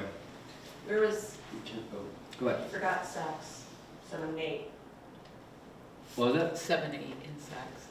Oh, sorry, that should be 4 to 8. Okay. Yep, sorry. Yep. Actually, if I can just add one thing here. So these are the names of the different programs that are being used at each of these grade levels in the different buildings. So there's programs in use, but it's fragmented across the district. And for those of you that are familiar with the teaching team structure that we have, in many of these grade levels, the teachers were implementing Amplify over the past 2 years, which is the reason that I think Kyle was getting at. We waited on the math program because it's not feasible, given all you just heard that went into the Amplify implementation, to ask teachers to change everything about everything they're teaching in the same year and expect them to do it well. Yeah. Yep. So why do we need a common program? Create vertical and horizontal alignment across the districts and within schools. Create some common PD opportunities for all the math teachers in the district. Some common data points that we can use for conversations. And then to give all K-8 Maple Run math teachers a highly rated and effective resource. Quick question. Yep. Could you just, for my sake, define what vertical and horizontal alignment means? Yeah, so say we had Fairfield's using teacher-generated materials K-2, and then City School is using Ready Math K-3, and then SATEC was using Origo, and those same. We can't have conversations about strategies, models, vocabulary that's being used to see what's working, what's not working, and how can we build upon that. May I So, add something? yep. So vertical alignment would be across grades, going Yeah. up through the grades, so there's no consistency in program as you go up, as a student moves from grade to grade. Horizontal alignment would be within a grade across the district. There's no consistency in the approach. So imagine a student who started at Saks, for instance, middle of 3rd grade, moved to SATEC, they might have a totally different program going on. So if we're horizontally aligned, then a student from town going to city, if they're on the same, if a second grader from town going to city is still learning the same materials, that's horizontal alignment. That's what we would like. And then as they all, Get to they're all BFA. mostly going to BFA. So once they get to BFA, they all have the same math pathway to once they get to 9th grade. Okay. Yep. So we, this year, have gone through the same program evaluation process that literacy went through. If you want, you're looking at the digital version of this, you can click on the evaluation tool that we used. We went through numerous programs. We went to Ed Reports, which is the rating system that's generally used, and kind of narrowed it down to some ones that were highly rated. I'm not going to read through all the criteria, but I got a couple visuals here. We have a rope again. I think it's important because things aren't done in isolation to build a full understanding. So adaptive reasoning, strategic competence, conceptual understanding, productive disposition, and procedural fluency were 5 big ideas that kind of were mixed throughout our evaluation criteria. So this is one, and then going back to the Common Core, not only did they give us standards, but they gave us standards of practice, which really is how are our students interacting with the math, how are they building reasoning within the math, and then how are they able to communicate about their math understanding. And we thought these were very important when we're trying to pick a new program, because really that's the meat of the work every day, not the standards, but how are the students interacting with those math standards. So where we're at now, we've narrowed it down to a final 2. The district math committee, which was made up of teachers, special educators, interventionists, and coaches, all met and narrowed it down. We sat through presentations from the representatives. We thought that the final two that we had were good, viable options. We brought them all to the staff last week on the 27th, and the full staff was able to sit through those presentations. Program materials are currently being rotated through all the schools for everybody to view them. And then on April 10th, the survey, which everybody will be able to put their vote through, will close, and then the district math committee will get back together, review the results, and then have a decision that we will bring to the board. The final two are Imagine Learning's version of Illustrative Mathematics and Ready Mathematics, and if you're looking at the digital version, you can access those presentations and view each of those on your own. And now Luke's gonna, that's a lot of first instruction, Luke's gonna talk about math intervention. Hi, I'm Luke LaRoche. I'm the math interventionist slash coach at Fairfield. So Stacy touched upon this. The first, if you start all the way to the left and we'll work our way right. Universal instruction obviously is that first instruction that every kid gets. So obviously our number one goal is to start there. Get that number one instruction to all kids at each grade level. And then where do we go from there for kids that maybe are struggling? So then we go to this piece that we were, had many conversations about with the novel attempts. Because I would say back when I was teaching at City School, we kind of just saw kids that potentially were struggling. What do we do to help them? And we didn't have any systems in place to be able to do that effectively. So now what we have for teachers is that they actually have to come up with 3 novel attempts themselves as classroom teachers to be able to show that they've tried strategies, they've tried ways to help the student, and they still may not be gaining any progress. When that happens, then they can put an MTSS form in, which each school has a team that gets together and meets and talks about those pieces, and then really brings up the data on the kid individually, and it's a group discussion about how can we effectively help this kid. So it goes from the MTS meeting and then goes to usually, again, if it's something that we feel this kid can use support from, intervention, then it becomes an EST plan, and then there's goals, specific goals set up, and put them through that, and they have to actually meet those criterias. There's meetings with the parents or guardians 3 times throughout the year when they get put on a plan like that. So it's very, very documented and very systematically done to help this child improve.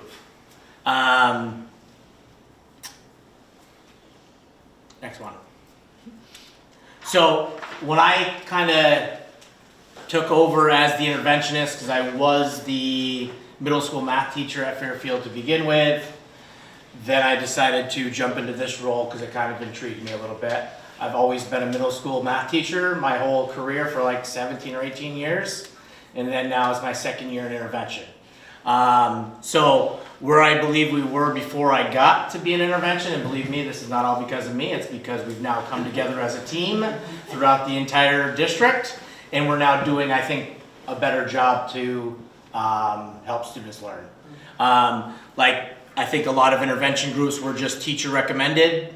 The interventionists were kind of using different pieces of what they felt comfortable using, kids they've worked with in the past that they know maybe struggle on a regular basis.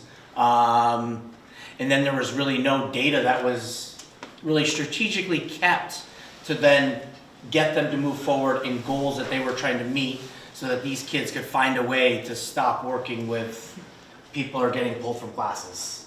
And obviously you guys already heard that. We don't do that in first instruction anymore because obviously that's not good practice. So where I believe we are now, and again it's still building, is we do give the iReady diagnostic and the previous grade level once a year at the beginning of the year, high leverage concept in math, and then the following 2 are actually at the current grade level, high leverage concept.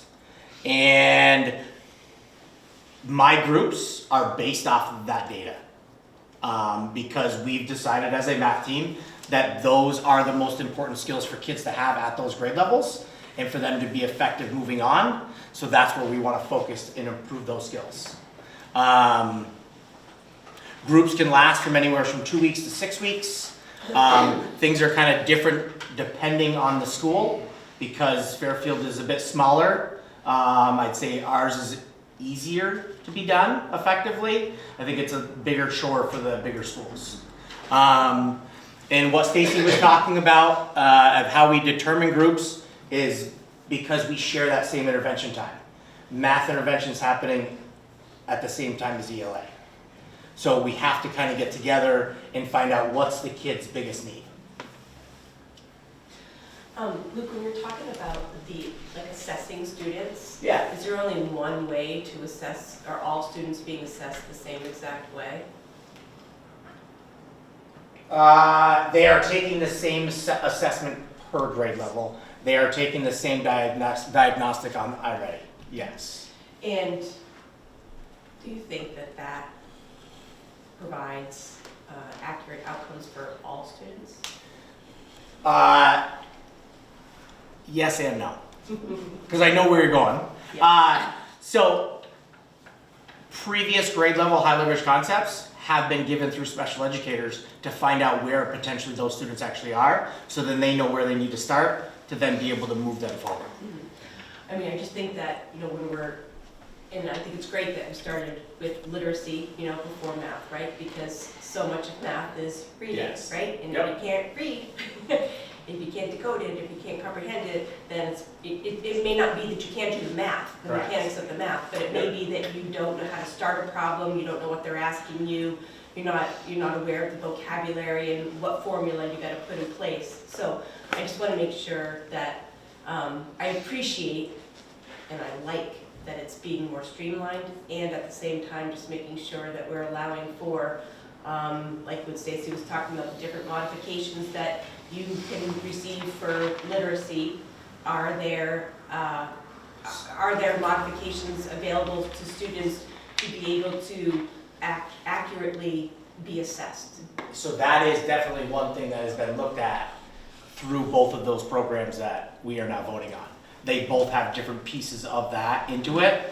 And again, be able to have the teachers have input and what do they feel and which of those two programs do something like that better than the other. Okay. Yep. And in terms of the high leverage assessments, the diagnostic is a screener tool, so it's adaptive, and it really pinpoints individually where students are. In terms of the high leverage assessments, those can be given in relatively different environments. They can be given in a small group. It can be done one-on-one. Some parts could be read. Generally, in terms of accommodations for math assessments, we don't read the math words because that's part of the math understanding, but other parts of the problems can be read. So there are accommodations made within, but For students that have been Yes. identified, Yes. as Angie was talking about, right? Sometimes you're identifying a kid mid-year, right? And so you don't quite know what everybody's capable of at all times. So I mean, Yeah. I just wanted to just ask. And I will say, like, the K and 1 are given one-on-one. In Fairfield, I give it to every K and every first grader. Yeah. And then we actually still have the PNOAs, which are kind of, seems like they might be getting pushed out a little bit, but we still do use them. So that is another piece that is actually individually done, K1 and 2, 3 times a year. And just one last question. When you are assessing students at the beginning of the school year, when is that being done in terms of like when school begins? And I ask that just because I feel like sometimes, I wonder, I don't know, I wonder if when we do it has also an impact on outcomes. Because, right, some kids have been reading on their own throughout the summer. Some kids haven't looked at a word, you know what I mean, since June. And so, like, do we give them a little bit of time to kind of get reacclimated before we start assessing them? So I don't believe there's like a set time that we have, and I will say it's probably a little different for each school. But I know at Fairfield, we were like 4 weeks into school when we first started. Awesome, great. So I will just add to that. So we set a 6-week window after school starts, and I can't remember the exact buffer we have at the start of the year, but there's a buffer. And the reason it's a 6-week window, the schools have the flexibility within that window to determine when they administer the assessment. But all of the reading research that we did said that we really, when we go beyond that 6-week period of time, we can't compare the results to each other. Yeah, no, I think 6 weeks is great, just was wondering, just making sure it's not like the first or second week. No. You know? Yeah, no, Welcome second day to of school. You're right, no kid's ready for that, no matter what. No teacher's ready for that. I think just one other thing really quick, as far as like the process that Luke was talking about, I think what's great about, like, maybe a kid gets identified and they just need a really quick, like, 2 weeks, like they were saying, and then you just needed that little boost and now you're good to go. Yeah. And so I think that the interventionists are constantly doing formative assessments. And so when a kid has met, we're not going to keep a student in intervention if they've met, we're not going to keep them in just because we said it's going to be 6 weeks. I wasn't worried about the ones being kept in, I was worried about the ones not being, Got it. you know. So this piece, I just wanted to show kind of, this is our, so like in the upper left-hand corner is just a problem from one of the HLAs working with multiplication. Kind of like a template to organize our thoughts and what skills are we doing. So it's kind of a template that we can talk with the teachers about. That's also through the ALN network that they've had. So it's just kind of something that I know Kyle uses at City to kind of talk about the process and where are we going with kids. And then the top right corner is that data piece that Tammy was talking about of individual classes with all of their scores in it from the fall, from the winter, from the spring, that the teachers all have access to, that they can always look at, that will then go to Panorama, so then all of our data is in one place, so that you can see the whole child in one place. And that's it. I don't know if people have questions. I will say, when Bill first asked me to schedule this and get the coaches here, I said, sure, how long do we have? And he said, I don't know, maybe 15 or 20 minutes. And my response was, I think we need at least an hour. And that was actually exactly an hour, so thank you to the coaches for pulling that out. And that was a ton of information. I do feel like the one thing, and I know that everybody here will second this, well, first a little context, I guess. When I go to my regional meetings with other curriculum directors and I share about all the work that's happened in the past 2.5 years here, people are like floored. It's unbelievable. They don't believe how much has happened here, how fast, because this is not the speed of change in education. And I really feel like the coaches play a key piece, but I know that they would be the first ones to tell you, is like our teachers are unbelievable. They have been working so hard and putting in so much extra time that this work has happened and is continuing to happen is a true credit to them. So I feel like we would really be remiss if we didn't point that out. Thank you. I feel like I got really serious. All right, that's great. Anyone have any additional questions for the team? All right, I really appreciate the report. I think it's great that everyone's so into it. I really love the fact that you can interject your opinions and ideas while you're all going along, and that everybody sort of is on the same page. Thank you for that. Milda, we can just pause for a minute, because I want to make sure that the coaches know that they're welcome to stay, but if they want to get ahead of the weather and get out of here, by all means. Thank you very much, guys. Thank you. Okay, moving on. The next item on the agenda is the district liaison officer data. You have that in your packet as attachment 6C, and John is going to present that information.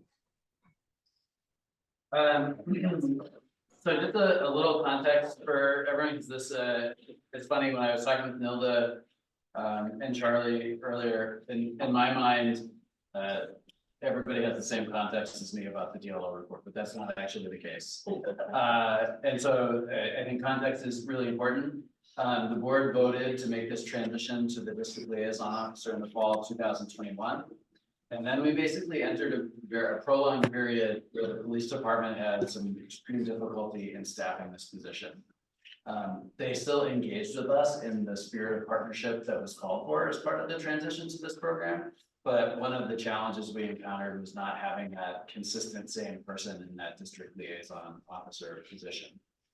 So we're happy to say, actually, this is the first full round of data collection where we've had the same person in the district liaison officer position, Joe Paquette. And he's been really active and out in partnership with us wherever we have needed him to be. So you can see here, these are the same categories of reporting out that we've utilized in the past. And then there's a narrative up at the top, which I think is also the same narrative that we've had historically. I will say the data period that this covers is from November to March, and then historically the board will get another report at a second point in the year.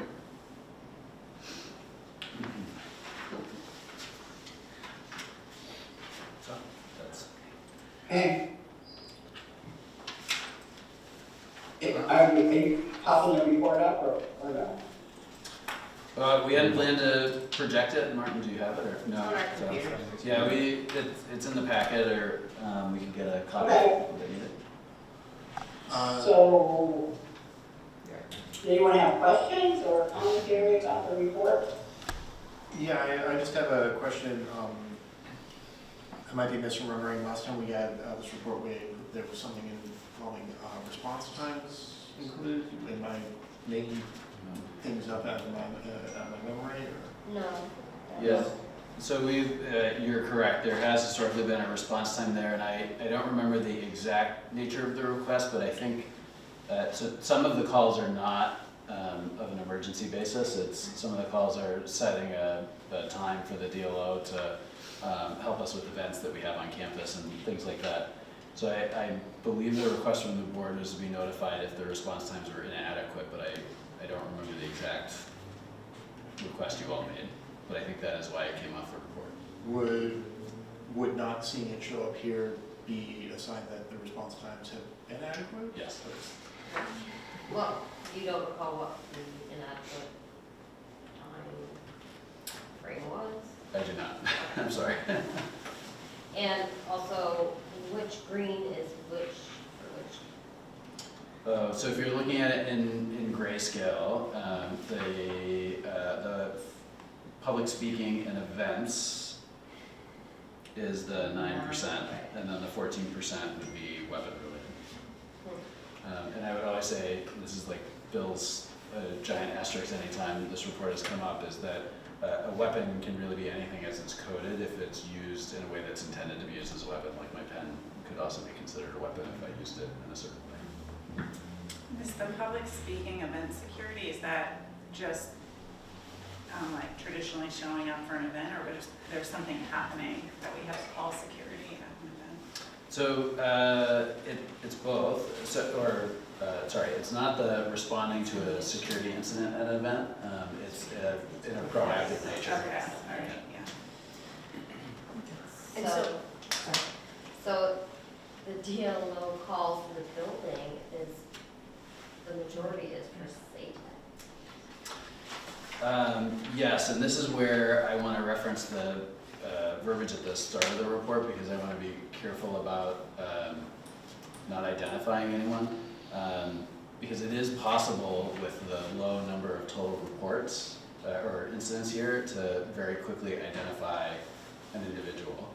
And so it would be very easy for any one school to take up the majority of the pie chart if, for example, we had one student that had a reoccurring behavior that happened in a rapid cycle, which also coincided with the data collection.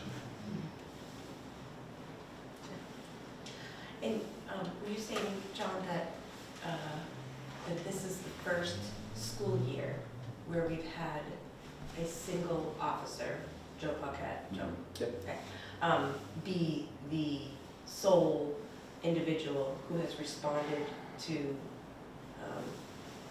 all of this within a given school year. So just because the reason why I'm asking you is that I was hoping for a little bit of trend information, but I also don't want to, compare apples and oranges. So I was just wondering if you had last year's, information, and just in terms of numbers and, ranking. I don't want to compare things that shouldn't be compared, but just in terms of amount of times that somebody was called out to a school, or, if we could just kind of look at it just to get some kind of reference. Yep.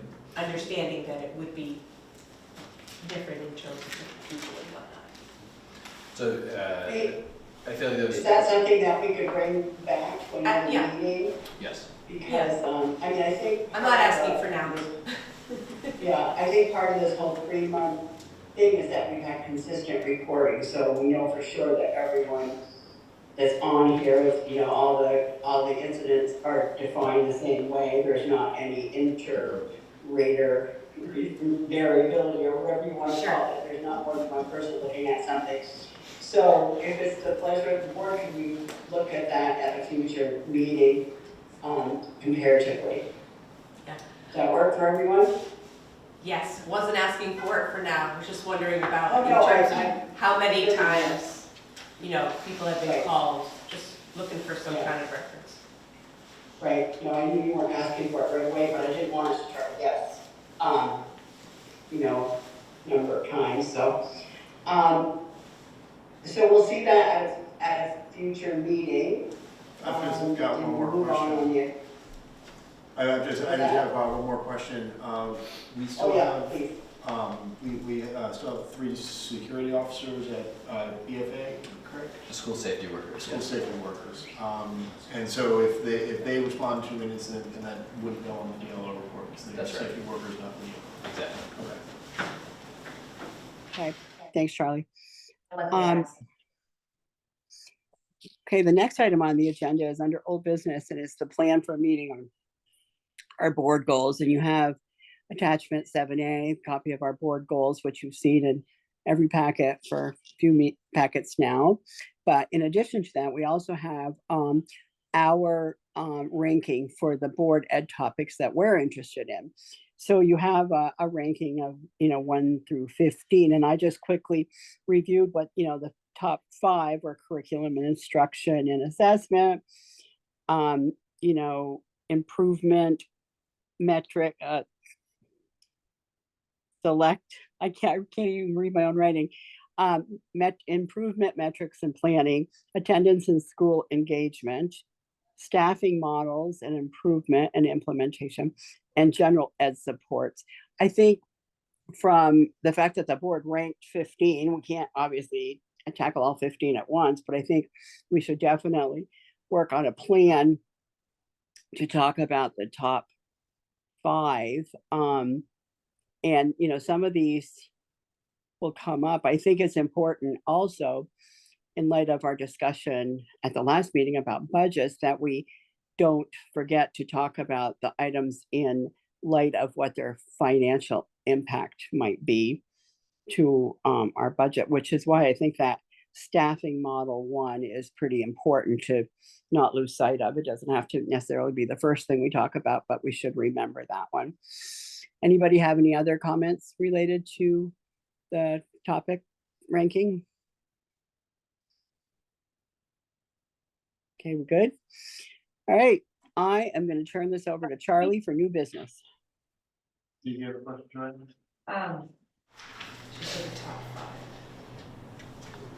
Do you have a question? No, I opened up I looked at the board goals at first, so that's my bad. Oh, okay. Hey, Charlie. Okay, so next is new business, and item 8A is SATEC parking lot construction bid award. So we're looking for a motion to vote on awarding the bid to the St. Albans, or for the St. Albans Town Education Center parking lot reconstruction to Gosselin Construction for $238,000. Do we have a motion to discuss that? I'll make the motion. Amanda, second? I'll second. Okay, and I'll turn it over to Martha for any questions. Actually, Brianne's going to Turn it over to Brianne. So we went out to bid, and we received 3 quotes, as you can see. 3 quotes were Goslin, Owishi, and GW Tetra. And so we are just recommending Goslin Construction. They came in as the lowest bid. Any questions or comments? There's no discussion, then we can go ahead and take a vote on that. So we are voting, a yes vote is to award the bid to Gosselin Construction. Jack? Yes. Nilda? Yes. Nakuma? I'm going to abstain because I Okay. Marianne? Yes. Suzanne? Yes. Charlotte's a yes. Jessica? Yes. Joanna? Yes. Amanda? Yes. And Carly? Yes. All right, so that's 8 and 1 abstain. So that's, that passes. We go on to 8B, which is another action item. Capital Reserve Fund use for FCS facilities. Move for a motion to approve the use of the Capital Reserve Funds for 23-24 ESSER project final amount of about $6,672,703, and authorize Superintendent Kimball to finalize a contract with Engelbert Construction associated with work. Do you have a motion for that? I'll move Second? I'll second. Okay, and I'll hand it over again to Brianne? Or I'll take this one. Okay. We're tag teaming tonight. Yes. So basically, the administration took the information from the last school board meeting where it was determined that the windows and door project at Fairfield School could be done within our capital reserve funds, and we do have the bid, and all the information was included in the actual ESSER project scope of work.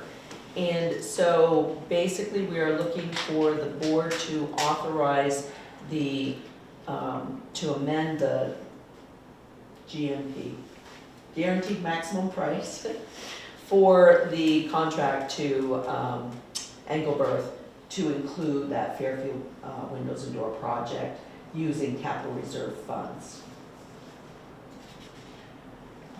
Any questions or discussion?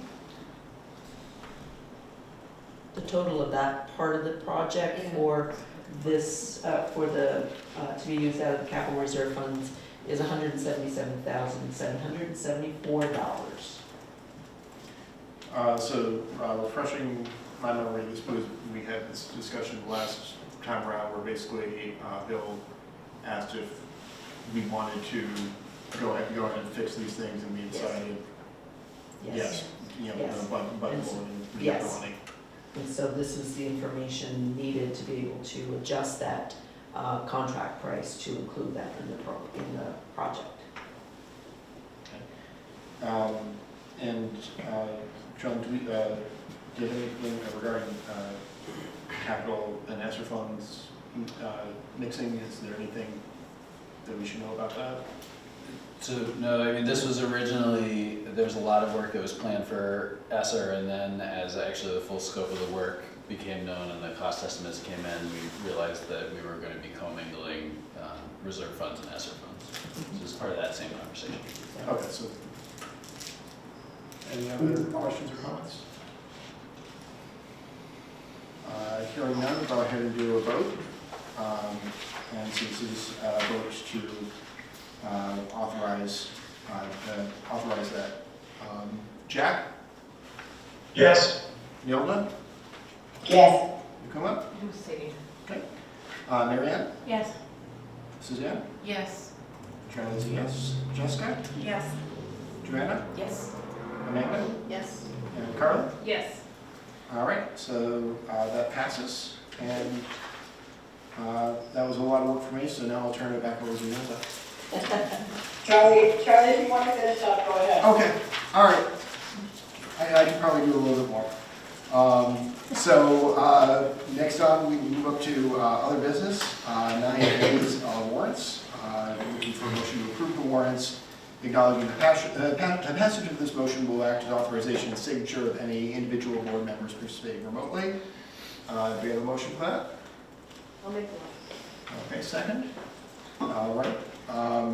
Any discussion about the warrants? Me.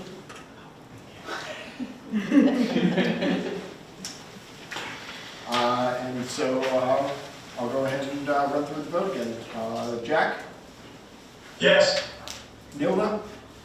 Yes. Nikuma? Yes. Marianne? Yes. Suzanne? Yes. Charlie's a yes. Jessica? Yes. Joanna? Yes. Amanda? Yes. And Carly? Yes. All right. And that brings us to superintendent report. Sounds good. I will say, Nilda, I recognize that we didn't read that statement earlier on, so I'm thinking I should read it now, which Sure. goes back to those student community issues we were talking about at the start of the meeting. Perfect. So the full statement is that student safety and well-being is our absolute highest priority at Maple Run. We're aware of conversations in the community and news stories regarding former staff members' alleged inappropriate conduct with one of our students. Our best information is that the alleged misconduct did not occur at school and that no other students were involved. We encourage anyone who has information about the former employee or any other matter that involves student safety to come forward and report it to law enforcement or the superintendent of schools. We are cooperating fully with DCF and law enforcement officials in connection with this matter. And with regard to this or any other student issue that takes place outside of school, we are not in the position to take disciplinary action unless it occurs during school control time or the employees or the adult is employed by us. We can, however, and we do support all those that are affected in our school community. To this end, we do have a request, and we ask that we remember as the adults, the parents, the staff members, in the lives of our children, that we can help connect them when they need assistance with their school counselor. School counselors have already developed relationships with students, and they can help connect students and families to more intense supports as needed. Thank you. So that's the statement, and I can counterbalance that a little bit with what I actually think is some really great news about things that are happening in the district. I will say the students stole some of what I thought was my best material when they gave their report. But I will say there's been a lot happening. We're totally in that spring period of activity in all of our schools, and so I just have a quick snapshot. The other day at BFA, we had a great financial literacy event. We had local businesses in the building conducting interviews and engaging with students around financial literacy and related topics. The students were coming from health and from business classes. At NCTC, we actually had a really fun activity the other day that I didn't get to make it to, but I heard from students that it was really great, and that was making meals, including mains and sides, as part of a competition where the only ingredients that were allowed to use came from MRE kits. That was an activity that was a partnership with the Army Reserves. At City School, actually, we had over 250 people at STEAM Night last night, which is really incredible. Second year in a row, we've had a great turnout at that. And I also just want to recognize there's a teacher committee at City School that's also been working, they've met twice now on some of the scheduling issues that the schools had, talking about school improvement through the lens of schedules and structures, and that's a heavy load for teachers to take, to appreciate the work they're putting in. Town School, we had a dress rehearsal for the play with younger students, and from what I heard, it's a show not to be missed. I'll also say that Vermont Technical College came into Miss Hubbard's and Miss Price's kindergarten classes and did a lesson on hand washing, including like black lights and other medical connections, which is, I heard, fun. And then at Fairfield, so I got all this material by asking kids what was good that was happening in the schools, and a student from Fairfield said to me, like, well, don't talk about the parent night the other night. And I said, well, what do you mean by that? Why isn't that good? the parent night they had last week, and she said, well, my mom came home and said she needs to monitor my social media now. So we had, the team at Fairfield had Dr. Stroikov, I think is his name, from NCSS on campus last week talking to parents about online gaming, social media addiction, and some ways to be really proactive in helping families and students navigate that. So I thought, and it was very well attended. There you go. Any questions or anything? Going on to non-city board announcements. Does anyone have any announcements, Min? I just wanted to, I guess, two things. One was, when we have stuff like that, that would be something great to have access, TV, if the person is okay, clearly, with you videoing it, but then being able to put that out for other folks, because he was a doctor, so I can't imagine they're making money off of it or anything like that, so they probably would be okay with it. Because that's really important information for everybody right now. And the other thing was just that Nilda, I wasn't processing fast enough, which is not normally my problem, but it was today. When you were talking about the rating, I agree with you when you were talking about, it was really hard for me. Normally I can just do a task and call it good. But that task, and Aaron can attest to this, I had a really difficult time with that task. I didn't like that task. I wanted to group them because I think that there's just so much correlation between them, and you can't pull one out without affecting or have it being impacted by other aspects. And so I would like to talk about that, even if we have 10 minutes to talk about that at our retreat. And with your permission, I'd like to send you something and see if it's okay to send other people. But I grouped them into 3 different categories. I didn't name them or anything, but I had attendance and student engagement, HHB, SEL, mental health, and student life, like in one facet. And then I had budget, collective bargaining, staff models, grants and facilities in another. And then gen ed, curriculum, school improvement, and special ed in another one. And there was one more, professional learning, right? I think I forgot that because I put it on second. That one would also be the last one, professional learning. And so I labeled them, I numerized them in their groups, but I just think it was really hard to just pull out only 5 for us to talk about because they're just so interrelated. Oh, I didn't mean to just pull out those 5. I just took the top 5 because the board. No, I know. I'm just, yeah. I need to be married to Yeah. say it, No, not saying it I properly. think you're We're only going to be able to get to 5, but in reality, when you're looking at, when we talk about systems, right? It's kind of hard to pull them out without their interrelated components. And I didn't mean to suggest that we can only do 5. I just think we need to start at the top and move and go through them the best we can. You made good points. This is in no way any criticism. This is just I was just expressing my process and that I thought it was actually a really cool process. I didn't like the fact that I had a pick, but at the same time it got me thinking about how important and how dependent they are on each other, right? And so when we have a conversation about one, it's really, we're not just having a conversation about one of them. Yeah. So, plan for meeting board goals is going to be on the agenda probably every meeting we have until we've met our board goals. So we're going to have plenty of opportunity for all this to come up again. So thank you. Yeah, thanks. Also, I have board announcements. I will show once again for the city school play, which is happening next Friday and Saturday, the 12th and 13th. It's going to be Willy Wonka and the Chocolate Factory. And it's going to be great, and I'm not just saying that because I've got 3 family members who are involved in it. But it will be a ton of fun. Shameless plug. Well, I'm the only person in my household who doesn't have something to do with this play. Other than being an audience member. So you're gonna go. Yeah. You didn't have to like you that. I do none of the work and I reap all the reward. Any other board announcements? So going on to agenda for future meetings, does anyone have anything they want to add to future meetings?